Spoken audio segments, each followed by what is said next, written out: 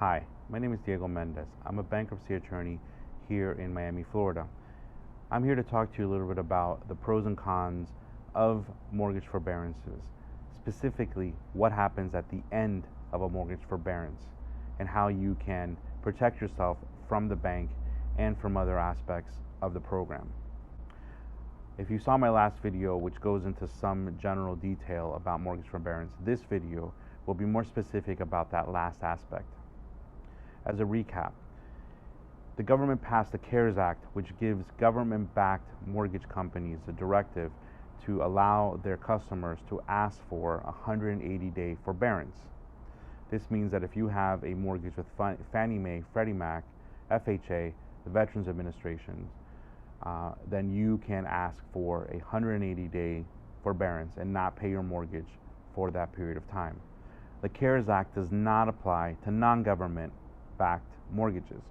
Non-government-backed mortgages, which is any other mortgage that I just didn't talk about, the bank would offer you a forbearance if it's part of their normal practices.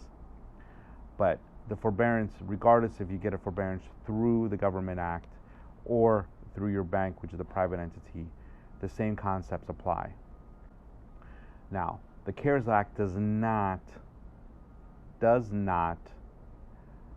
talk about what happens at the end of the forbearance. The CARES Act only says that you have the right to ask for forbearance. It does not direct the bank to do anything for you at the end. Now, in normal circumstances, I've seen hundreds of forbearances when there's hurricanes here in Miami or other occurrences, or when somebody falls into an economic situation where they can't pay their mortgage. In those cases, the bank, what they would do is say, okay, you don't have to pay your mortgage for X amount of time, let's say 3 months or 6 months. But at the end of that period, you owe the bank the entire amount that you did not pay. The CARES Act actually addresses this by saying that the homeowner still owes the interest for the 6 months. So the interest is accruing through the entire time that you're not paying. So at the end of the 6 months or 3 months, if it's a private entity, the bank will look at you and say, most likely, you need to pay this entire amount right now.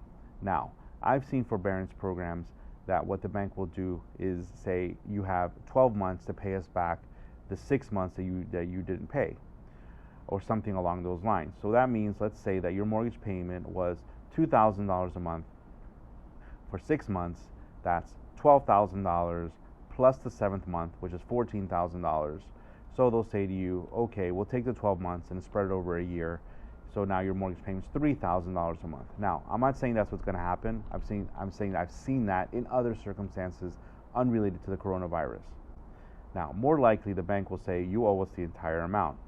And if you can't pay the entire amount, you need to apply for a loan modification, which will take the amount and spread it over the rest of the mortgage, extending the period. Now, that is a process that is voluntary on the part of the bank. You need to show income and you need to show the ability to pay in order to qualify for a loan modification. So it's possible that you could be at the end of the forbearance and then unable to pay the lump sum and rejected for a loan modification.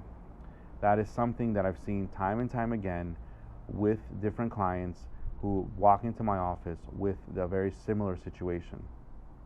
I'm not saying don't do the mortgage forbearance if you have to, but understand that what you're doing, and even the government under the CARES Act says, if you're able to pay your mortgage, keep paying your mortgage. Don't take a vacation for your mortgage because you think that this is something that you should do or that you want to do. This should be a last resort decision. You should not take a mortgage forbearance because you want to. You should do it only because you have to.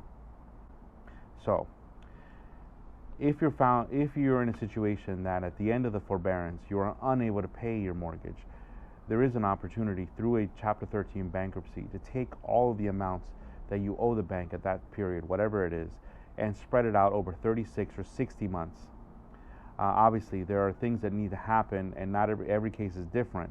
However, in general terms, if you are in a situation that you cannot pay, then you can take those those late payments and spread them out over time, over more time than the bank will probably give you, and keep your home. Again, I don't recommend mortgage forbearances unless it's the absolute last thing that you can do. But if you have to do it, you have to do it. There are options. Just watch out for the bank. The bank is not your friend. The bank is there to collect its money. Well, that's it for now. If you like my video, please subscribe at the bottom of the screen. Please like. I'll be producing more videos about the topics of what's happening in the economy right now from my perspective as a bankruptcy attorney here in Miami. Diego Mendez, bankruptcy attorney in Miami, Florida. Thank you very much.